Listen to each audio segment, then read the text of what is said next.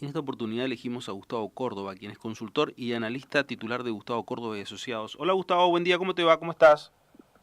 ¿Qué tal? Buen día, ¿cómo andas vos? Bien, gracias por atendernos. Gustavo, ¿sabes que cuando te escuchaba en el Congreso Internacional de Comunicación Política, que se realizó hace un par de semanas atrás, no la semana pasada, en Buenos Aires, allí en la UCA, me quedé pensando el desprestigio de la política y el desprestigio de los empresarios. ¿Tan elevado, tan grande, tan importante es el desprestigio que tienen hoy en la sociedad?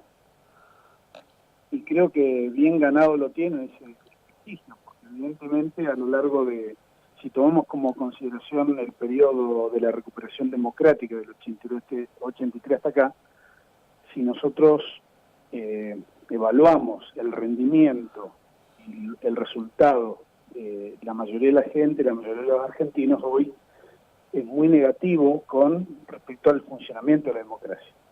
Más allá que si uno le llega a proponer otro sistema, probablemente dice que no optaría por otro sistema. En general, digamos, la eficiencia de la democracia ha sido más bien baja. Y cuando analizamos puntualmente el rol de cada uno de los actores, o de los más importantes, como por ejemplo la justicia nacional, los grandes empresarios y los políticos, bueno, ahí tenemos un dato que nos deja realmente en condiciones de prender algunas alarmas. 70% de negatividad en promedio, en el caso de la justicia llegando casi al 80%, y en el caso de la credibilidad, que es otro factor que es también importante, en promedio casi todos en un 80% de falta o de ausencia. El problema de estos datos es que históricamente podemos tener contextos donde uno tiene mala imagen y otro tiene mejor imagen. En este contexto todos tienen ese altísimo nivel de negatividad. Y si a eso le agregamos el pesimismo económico que hoy tenemos, porque cuando le preguntamos a los argentinos cómo ven la economía del país de hoy a un año, el 70% dice que la ve peor de lo que está ahora. Creo que el contexto generalmente se ve feo. Y ese es el problema, digo, porque me parece que tenemos las condiciones objetivas para tener nuestro propio Bolsonaro. Más allá de que pueda surgir o no, más allá de que lo podamos tener o no, estamos en situación como estaba Brasil, quizás 2 años atrás, con los mismos indicadores de negatividad, y más allá de que entiendo las diferencias que tenemos como sociedad con Brasil, donde tenemos pasados históricos absolutamente distintos y procesos históricos distintos, sí me parece que tenemos en común un altísimo nivel de decepción con la democracia, un altísimo nivel de decepción con los poderes, digamos, de nuestra sociedad, y en esos contextos, bueno, pueden surgir alternativas no democráticas como la de Bolsonaro. Además, yo siempre digo lo siguiente: ¿cómo habrá sido la imagen que tenían los brasileños de su propia clase dirigente para que Bolsonaro termine siendo el mal menor? A ver, yendo por partes, decimos que el desprestigio que tiene hoy la dirigencia política y empresaria es elevadísima. La pregunta es básica. La política podemos llegar a decir, bueno, en la Argentina siempre decimos los políticos son los peor que hay y muchas veces el tiempo nos termina dando la razón. Y el sector empresario, ¿por qué tiene tanto desprestigio? Digo, si uno piensa desde esta perspectiva, el sector empresario exclusivamente, si miramos los hechos de corrupción, sería solamente una parte, porque no todos están en ese grupo de que integran los cuadernos de Centeno o alguna otra de esas maniobras conocidas. Pregunta es, ¿el sector empresario por qué tiene tanto desprestigio también a tu entender o lo que ustedes pudieron analizar? Entre otras cosas, porque el tema cuadernos quizás fue el detonante final, pero por ejemplo, aumentan los precios, aumenta el dólar y suben los precios de toda la economía. Baja el dólar y nadie baja los precios de la economía. Digo, ahí tenés un rol de los empresarios muy claro. La especulación, ¿no? En cuanto a determinados productos, me parece que en general hoy los argentinos sienten que los empresarios hacen uso exclusivamente del rol de la ganancia, que no está mal, ¿no? Es para eso que están en el sistema capitalista. El problema cuando uno lo ve en el factor global, en cómo funcionamos como sociedad, muchos creen que los empresarios están solamente aprovechándose, ¿no? Y lo mismo pasa con la justicia. Digo, todo el mundo dice, bueno, la justicia es la última instancia para resolver las diferencias que tenemos como sociedad. Y todo el mundo ve que la justicia demora en un proceso judicial 8 a 10 años, por ser rápido, y todo el mundo sabe claramente que justicia lenta no es justicia. Entonces, los que tenemos que hacer lo que tenemos que hacer, me refiero a los políticos, me refiero a los empresarios, me refiero a la justicia, todos estamos generando un resultado diferente a la expectativa, diferente a lo esperado. Y ahí está, yo creo, el nudo, digamos, de la cuestión hoy en la Argentina. Estamos todos sabiendo que la Argentina es un país muy rico, un país que tiene potencialidades que son extraordinarias, y vamos de crisis recurrentes a crisis recurrentes, prácticamente sin salida. Y estamos viendo, por ejemplo, que la cura al gobierno anterior es un gobierno que va a dejar la mayor deuda en la historia del país, en donde la justicia es manipulada por el poder de turno y en donde los empresarios, digamos, faltan a su rol también de generar crecimiento, porque también mucha de la culpa recae en los empresarios porque no arriesgan ni invierten. Son todos socios del Estado. Digo, el riesgo empresarial, entendido como, por ejemplo, lo podemos ver en Estados Unidos, que es la cuna del capitalismo, digo, ojalá tuviésemos el 10% de los empresarios que arriesgan su propio capital y no que arriesgan con el capital del Estado. Bueno, dentro de eso me quedan un par de preguntas, porque a ver, el empresario, hay un par de verdades que vos conocerás mejor que yo. A mí permanentemente me dicen como justificativo, el empresario está para ganar guita, no importa cómo sea. ¿Es real? ¿Eso se está rompiendo ese mito, que el empresario tiene que ganar dinero, no importa lo que haga, ni con quién acuerde, ni la forma en que lo haga?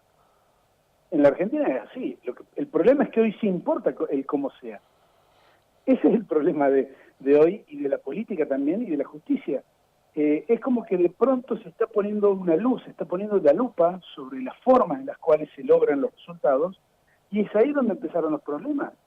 Digo, la política con el discurso por un lado y la praxis por el otro lado, bueno, ha generado este disvalor de decir, bueno, no hace falta que digas que sos de izquierda, de derecha, socialdemócrata, si sos corrupto. Y en el caso de la economía de los empresarios también. Digo, a ver, ¿cuántos son los empresarios que arriesgan realmente en el país? Todos hacen una toma de ganancia. Es más, el sistema hoy está montado de tal manera de que es mucho más fácil montarse en la bicicleta financiera y no producir. Sí. Y los que arriesgan, los pequeños y medianos productores que pueden llegar a arriesgar, son los que siempre terminan perdiendo, ¿viste? Los que intentan hacer algo nuevo. Terminan endeudados, terminan soportando la carga laboral de empresas chicas, y ahí termina siendo una transferencia de... A ver, las empresas grandes terminan comprando a las empresas chicas. Estos son fenómenos que ocurren solamente en esta parte del mundo, pero básicamente porque nuestra dirigencia empresarial, judicial y política, en vez de mirar el todo, mira solamente la parte que les conviene. Es un poco, vos sabés que llevándolo como arrancaba contando un poquito de fútbol, sería el resultadista, ¿viste? Tipo que tiene que ganar guita, no importa lo que haga, y si no ganó guita es un fracasado. También otro estigma propio del argentino, ¿no? Sí, hay que sentirse campeón antes de jugar el partido, en realidad, ¿no? Vos sabés que yo comparto con vos el tema de la visualización de Brasil, pero quizás nos sirva como para hacer un par de ejemplos, porque en Brasil el juez Moro tiene un alto consenso. De hecho, Bolsonaro lo convoca al Ejecutivo exclusivamente por lo que significa Moro. ¿Vos crees que la justicia argentina puede llegar a tener un consenso tan elevado? No, es difícil. El juez Moro, vamos a ponerlo como un caso excepcionalísimo. Hay un solo juez Moro. Es muy difícil cuando vos tenés un sistema de designación de jueces que es absolutamente discrecional y que depende de la política. Es muy difícil en ese contexto. Digo, nadie se va a volver en contra de quien lo nominó o de quien lo propuso para juez. Es absolutamente real. De hecho, tampoco, fíjate esto que te voy a decir, antes en el derecho público existía algo similar al juicio de residencia. Es decir, que mientras vos sos poder, te están examinando y te están juzgando. Acá eso no existe. Esperan que termines tu gobierno y te vas, y recién ahí empiezan a juzgarte en función, digamos, de los intereses del gobierno de turno. Digo, Esas cosas, digo, ya todo el mundo lo sabe. Es lo mismo que una denuncia de corrupción o una denuncia o de un escándalo político en la previa de una campaña electoral. Todo el mundo se da cuenta que eso tiene que ver con la campaña electoral. Digo, ese es el problema, ¿no? En términos de justicia, Brasil, con el juez Moro, no es que esté demostrando que toda la justicia brasileña es distinta. El juez Moro es distinto. Y me parece que esa distinción que él obtuvo, yendo a fondo, digamos, con la causa, el Lava Jato, a mi criterio la pierde aceptando ser ministro de Bolsonaro. Pero es una opinión personal, ¿no? Muy sutil, pero bueno, a lo mejor él habrá entendido que tiene una responsabilidad histórica, pero queda claro, al menos para mí, que había un arreglo previo con algunos sectores del poder y de la justicia brasileña. ¿Qué vos deslizaste que Argentina está en posibilidades de un Bolsonaro? ¿Crees realmente eso? Y si crees en eso, ¿en quién crees que puede llegar a encarnarse la figura de Bolsonaro? Porque, a ver, si uno mira, Bolsonaro tiene una historia de 20 años de legislador, o sea que estaba dentro del espectro de la política. ¿Crees que puede haber salido el Bolsonaro dentro del espectro de la política? Sí, hay quienes incluso dicen que Macri es una precuela, ¿no? Es un pre-Bolsonaro, porque de alguna manera Macri representaba valores que la política argentina no tenía muy en cuenta tiempo atrás. Era un dirigente venido del mundo empresarial, venido del mundo de los clubes deportivos, presidente Boca, que no tenía tanto arraigo en lo que era la política argentina, había tenido un origen muy de la mano del menemismo y termina recostándose sobre sectores, digamos, del radicalismo. Yo creo que sí estamos en condiciones objetivas. Posiblemente con todas las diferencias que tenemos de sociedad, de modelo de país, nuestros procesos sean diferentes, pero por lo general Brasil nos antecede en un par de años, ¿no? Somos un espejo en algunas cuestiones y ellos vienen de tener un gobierno que les dio muy mal resultado en lo económico, con niveles de popularidad de su presidente realmente bajos, con un descrédito muy grande de la clase empresarial, con un descrédito muy grande de la justicia a pesar del juez Moro. Me parece que en esas condiciones estamos prácticamente igualados. Ojalá la Argentina no tenga que llegar, y lo digo desde la corporación de la política, ojalá no tengamos que llegar a un proceso como el brasileño, y que la política reaccione y se dé cuenta de que tiene que buscar denominadores comunes para evitar esta situación. Digo, no, por tirar tanto del interés sectorial vamos a terminar todos al costado del camino, digamos, sufriendo las consecuencias de esa falta de visión de conjunto. Creo que ese es uno de los temas, te diría, más groseros que yo observo de la política argentina. No tienen la capacidad de negociación hacia adentro del sistema político. ¿Un Bolsonaro es el fracaso de la dirigencia política? En gran medida sí, claramente. Pero además es la evidencia de que la política no está a la altura de las circunstancias. La política, a ver, cuando tiene que representar fielmente a la sociedad, se termina representando más a sí misma la política que a la sociedad. Y ahí está el problema. Digamos, terminan cerrando los sistemas electorales, los sistemas de representación, creen que solamente ellos pueden disponer de las candidaturas. Digo, se está hablando de que si van a eliminar o no se van a eliminar las PASO. Fíjate qué interesante el debate. Yo considero que las PASO, bien usadas, son una gran herramienta para el sistema democrático y la representación. Sin embargo, son muy pocos los partidos políticos que han usado la PASO para la elección de presidentes. Cambiemos, por ejemplo, en el 2015 fue una de las pocas excepciones en las cuales vimos cómo se dinamizó y se potenció la herramienta. El kirchnerismo, que fue el partido que la promulgó, nunca la usó para definir sus candidatos a presidente. ¿Por qué? Porque le saca a la mesa chica del partido la decisión de las candidaturas y se la traslada a la gente. Claro. Digo, me parece que ahí está el problema, ¿no? Cuando se votó por primera vez las PASO, que nadie puso una moneda para la movilización electoral, más del 80% de los argentinos se movilizó espontáneamente, porque la herramienta fue considerada como óptima y movilizaba realmente muchas expectativas. Creo que ahí tenés una señal. Digo, la política se cierra, la sociedad está demandando mejor representación, Y Claro. cuando no la encuentra en la política, la busca en otro lado. Eso ha pasado en Brasil con Bolsonaro, claramente. A ver, te consulto porque cuando muchos hablan de Bolsonaro, cuando hablan de la presencia de Bolsonaro, se mira exclusivamente con alguien por afuera del sistema político. ¿Vos crees que puede llegar a venir esa transformación por alguien de afuera necesariamente del sistema político o alguien que con lo discursivo y con el accionar rompa lo clasista o lo que se está viendo hoy como la suerte de establishment de la política? A ver, lo que está fuera del sistema político son los intereses que apoyan a Bolsonaro. Bolsonaro a lo mejor hace 20 años era diputado, como bien decía, Ujú. pero los intereses económicos, militares y religiosos que están detrás de Bolsonaro claramente no son los del sistema político brasileño. Ahí está el tema, es un tema de representación.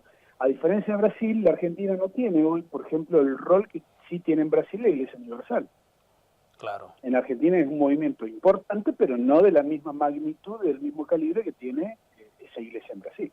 A ver, en ¿No? ese... Que ellos vienen Sí. intentando acceder al poder ya en varias ocasiones, digo, y tienen un arraigo popular realmente fuerte. Sí, sí, sí, sí, sí. En ese te metiste en un tema que para mí es altamente interesante, el rol de las iglesias, y no la católica, sino de todas las iglesias en Brasil, que evidentemente han tenido un rol mucho más protagónico.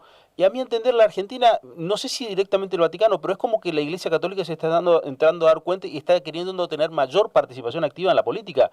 No digo con un candidato o no, pero sin injerencia en la sociedad. Yo creo que siempre han tenido injerencia y ahora están intentando con candidatos propios. Habrá que ver cómo termina, porque, a ver, de alguna manera Olmedo está tratando de emular el recorrido. Vamos Sí. a ver eso ahora, vamos a ver modas, vamos a ver copias, digamos, de lo que pasó en Brasil. Yo creo que cada fenómeno es único e irrepetible, cada contexto se define por cuestiones que son muy particulares. Yo creo que la política y las iglesias en la Argentina han tenido un protagonismo muy alto cuando fue la sanción cuando se rechazó la ley de despenalización del aborto, Sí. en donde por primera vez se visibilizó un acuerdo con el poder de la Iglesia Evangélica Argentina y de la Iglesia Católica Argentina, y la ocupación del espacio público. Me parece que ahí hay una bisagra, ¿no? Un antes y un después para analizar estos procesos. Vamos a ver cómo decanta y cómo termina, pero evidentemente que se está viendo un nivel de presencia pública más allá de lo que era la iglesia o las actividades de la iglesia propiamente dicha. Hoy hay un intento, digamos, de discutir incluso, por ejemplo, la ley de educación sexual integral en las escuelas, que es una ley desde el 2006, y pareciera que recién ahora se dan cuenta, se acuerdan de que tenemos una ley, ¿no? Vamos a ver hoy, en todos los ámbitos de nuestra vida, una disputa concreta, porque me parece que han entendido estos sectores que la pasividad no les garantiza que nadie les respete sus intereses. Entonces han decidido ir a la defensa de esos intereses con candidatos propios.